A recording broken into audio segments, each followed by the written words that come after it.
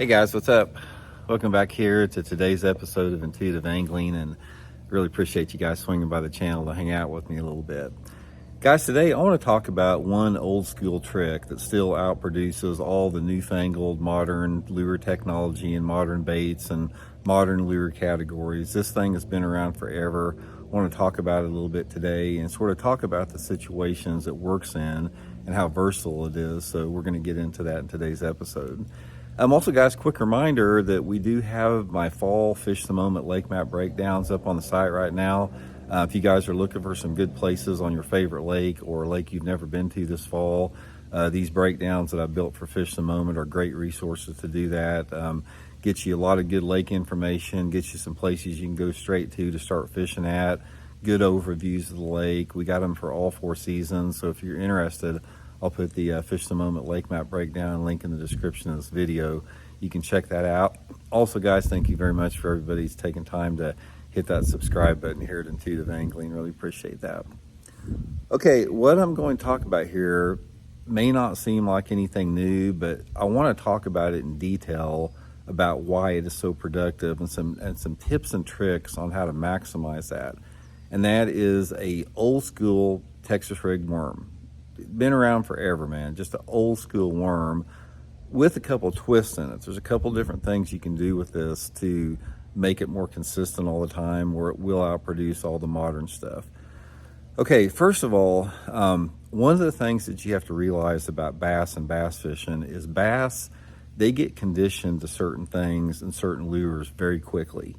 And based upon how the lure operates and the profile and the sound that a lure makes, they will get conditioned some a lot quicker than others. For example, a bait that has a very unique sound, like a whopper plopper or something like that, bass will pick up on that and they'll get conditioned to it a lot quicker than a silent bait that doesn't make much noise or water displacement.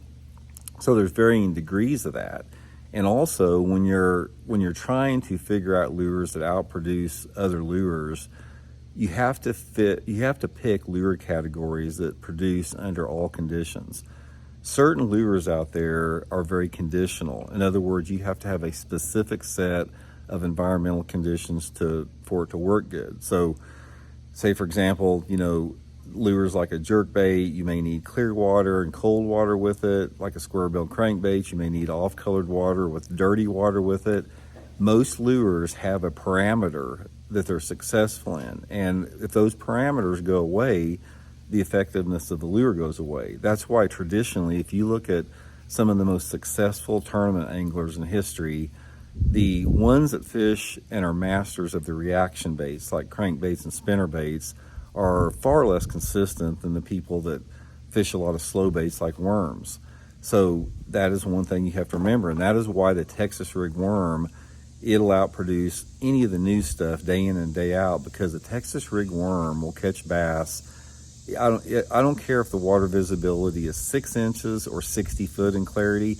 I don't care if it's pouring down rain or if it's bright sunny. I don't care if the water temperature is 50 degrees or if it's 100 degrees. It doesn't make any difference. A Texas rig worm will catch bass all over the world every single day of the year, and that's what makes it outproduce other lures day in and day out. A couple different things here that I want to share with you guys that's really going to help your Texas rig worm fishing. Number one, try to concentrate on a worm in that 7 to 8 inch range, 6.5 to 7 inches, something like that. That is going to be the best worm size, because that's going to maximize the number of bites you get with the size of the fish. Second with that, and probably the most important, is go light with your slip sinker. If you can get by with like an 1/8 ounce slip sinker on a Texas rig worm, you're going to get a lot more bites day in and day out than if you put like a 3/8 or 1/2 ounce on there. It doesn't matter how deep or where you're fishing at. If you can efficiently and effectively fish that Texas rig with an 1/8 ounce sinker, the way that worm works on the bottom and the angle that it falls and the rate of descent on there is so much more attractive to bass. It's like bass prefer a worm work slow for the most part, and by going to an 1/8 ounce sinker or a light sinker like that, my dad used to put like a little bitty split shot on there and caught the fire out of them. But by going to that light sinker, number one is it's more of a natural profile, and number two, it forces you to fish slower, especially if you're fishing deeper or if it's windy with that. Another factor with the Texas rig worm is don't put too big of a hook in your worm. Most of the time you want to go, I'll just give you just a ballpark foundation here. If you're using like a 6-inch worm, something like a 1/0 hook is going to be good. If you're using a 7 to 8-inch worm, something like a 2, possibly a 3/0 hook is going to be good, depending upon the profile and diameter of the worm. And if you're using a big worm, like a 9 or 10-inch worm, still don't go to the number 5. Very most a 4/0 hook. You know, I use that Gamakatsu G Finesse all the time. I don't even own a 5/0 hook, guys. I've got worms, I've got those 12-inch old Monster Magnums, and I still use a 4/0 hook in there. So definitely go with a smaller hook, and a lighter weight is going to get you a lot more bites. Also, the size of line that you use is going to impact the rate of fall and the angle of fall. So always remember that as well. One of the things about plastic worm fishing is that it works with a variety of different line sizes. It's one of those lures that I have not seen line size matter that much as far as the number of bites you get on it. Say, for example, if I'm fishing an 8-inch worm, I'll get just as many bites on 10-pound test line as I will 20-pound test line, as long as you can fish it effectively and efficiently with that. And then also colors, guys, plays a big role in that. In general, most of what you're going to have, if you have water visibilities of like over 3 feet of clarity, you want to concentrate on your natural scent, not natural colors, green pumpkins, watermelons.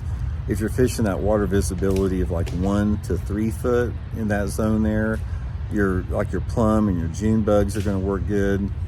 The water visibility is under 1 foot. That's when I'll use a black or black and blue, something in those lines. And another thing that will help you with that Texas rig to make it produce better than anything else is when you cast that Texas rig out there and it hits the bottom, try just to shake it in one spot a little bit. You know, shake it 5 or 6 times like that, and then just drag it and pull it. Take up the slack, shake it 5 or 6 times like that, drag it and pull it. A Texas rig, I don't think it's necessary to really hop that worm very much, unlike a jig or a creature bait. So just that drag and that shake and that pull is going to be the best way to catch them with it. But anyway, guys, just a pretty obvious video here, but I just want you to know that a lot of people, they don't fish Texas rigs hardly anymore. It's just like there's so many different other options out there that it has sort of fallen by the wayside. And I talk to so many guys, especially old dudes, that catch fish day in and day out super consistently, and that's all they do is drag a dang plastic worm around anywhere they go. So anyway, hope it helps you catch a few, and I'll talk later.